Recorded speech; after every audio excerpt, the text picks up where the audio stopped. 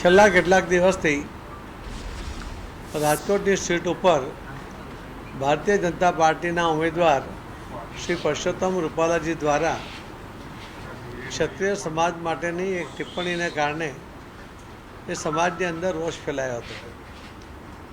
શ્રી રૂપાલાજીએ લગભગ 3 વખત માફી પણ માંગી લીધી છે, પરંતુ હજુ પણ સમાજનો રોષ એ ઓછો થતો નથી। આજે ભારતીય જનતા પાર્ટીના સૌ આગેવાનો ભૂપેન્દ્રસિંહ, આઈ.કે. જાડેજા, બળવંતસિંહ, કેસરીસિંહ, આ બધા જ મહેન્દ્રસિંહ, આ બધા જ આગેવાનોની હાજરીમાં, મુખ્યમંત્રીશ્રીની ઉપસ્થિતિમાં, સંગઠન મહામંત્રીશ્રી એમની ઉપસ્થિતિમાં અમે એક મિટિંગ કરી હતી કે સમાજમાં જે રોષ છે એ સ્વાભાવિક છે કે એમના માટે ટિપ્પણી થઈ હોય તો સમાજનો રોષ સ્વાભાવિક છે, પણ હવે એમણે જ્યારે માફી માંગી છે તો ક્ષત્રિય સમાજ એક મોટું મન રાખીને એમને માફ કરે। પાર્ટીના સૌ આગેવાનો પણ એમનો સંપર્ક કરવાના છે। લગભગ ક્ષત્રિય સમાજની 92 લોકોની એક આખી ટીમ છે, સંકલન સમિતિ છે, એમને આવતીકાલે 3 વાગે એ મળવાના છે। એમનો રોષ હશે તે પણ સાંભળશે અને એમને સમજાવશે અને ધીમે ધીમે વાતાવરણ સરળ બને એના માટેના પ્રયત્ન કરશે। આજે લગભગ અમારી મિટિંગ 2.5-3 કલાક ચાલી છે અને એમાં કોને મળવું, કેવી રીતે મળવું, કોને એ બધી જવાબદારીઓ પણ નક્કી થઈ છે અને આનો જલ્દીથી નિવેડો આવે એના માટે ભારતીય જનતા પાર્ટી તરફથી પણ આ પ્રયાસો શરૂ થયા છે। ક્ષત્રિય સમાજને મારી પણ હાથ જોડીને વિનંતી છે કે ભૂલ થઈ, ભૂલ માટે માફી પણ મંગાઈ છે, તો ક્ષત્રિય સમાજ હવે પોતાનો રોષ શાંત કરીને પાર્ટીની સાથે વર્ષોથી રહ્યા છે, તો પાર્ટીની સાથે જોડાય એવી હું અમને હાથ જોડીને આપણા માધ્યમથી વિનંતી પણ કરું છું। ધન્યવાદ। આંદોલન ચાલુ રહેશે તો શું સ્ટ્રેટેજી રહેશે સર ભાજપની પાર્ટી? નહીં, અમે એમને સમજાવીએ છીએ ને, એમને માફી માંગી લીધી, આપણે માગી, મેં પણ એમને રિક્વેસ્ટ કરી,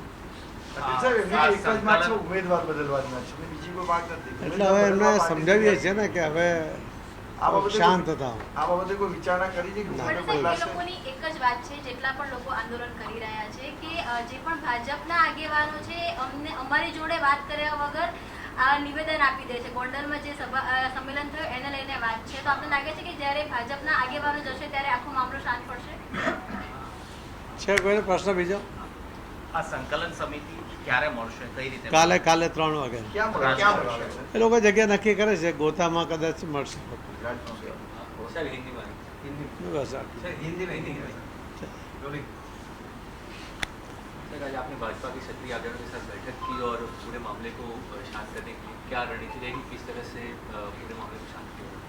भारतीय जनता पार्टी के सभी अधिकारी, पदाधिकारी, कैबिनेट मंत्री, सांसद, वो सबके साथ आज भारतीय जनता पार्टी के पदाधिकारी के साथ मीटिंग हुई है। हमारे माननीय मुख्यमंत्री श्री भी उपस्थित थे, हमारे संगठन महामंत्री भी उस मीटिंग में थे। करीब 3-4 घंटे मीटिंग चली है। जो क्षत्रिय समाज को रोष है, वो रोष को कम करके उसको सेटल डाउन करने के लिए एक समाज ने एक स्ट्रेटजी बनाई है। उनकी जो एक संकलन समिति है क्षत्रिय समाज की, वो 92 लोगों को मिलेंगे, उनको थोड़ा समझाएंगे। मैं भी आपके माध्यम से क्षत्रिय समाज को विनती करता हूं कि आप बड़ा मन रखकर, एक बार रूपाला जी से गलती हुई, उन्होंने 3 बार माफ़ी भी मांगी है, तो अभी अपना रोष कम करें और पार्टी के साथ जुड़े, ऐसे मैं आपके माध्यम से भी विनती करता हूं। धन्यवाद।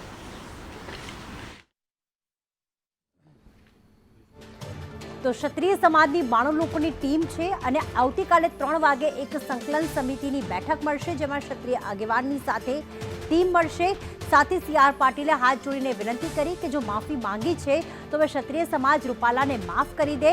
2 થી 2.5 કલાક જેટલો સમય લેવાયો, જેમાં ક્ષત્રિય આગેવાન એટલે કે જે નેતાઓ છે, ભારતીય જનતા પાર્ટીના જે ક્ષત્રિય સમાજના નેતાઓ છે તેઓ ઉપસ્થિત રહ્યા હતા। મુખ્યમંત્રી ભૂપેન્દ્ર પટેલ પણ હતા, CR પાટીલ હતા।